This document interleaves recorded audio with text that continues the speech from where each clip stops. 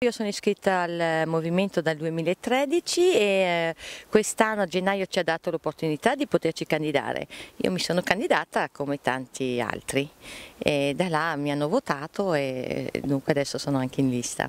Il Movimento 5 Stelle ha elaborato un programma che si articola in 20 punti. Di questi mi interessa molto quello dell'agricoltura, uno dei comparti più promettenti dell'economia italiana. Basti pensare che nel 2016 un'impresa su 10 era un'impresa agricola, nonostante la crisi degli ultimi anni. Noi vogliamo sostenere le imprese giovani e aiutare i comparti che sono in difficoltà come quello dell'apistico.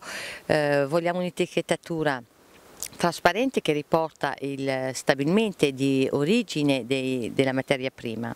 Vogliamo dei prezzi equi, una filiera corta e trasparente. Vogliamo una stretta sui pesticidi e tutelare le eccellenze italiane. Io invito tutti i cittadini a votare Movimento 5 Stelle anche come voto utile.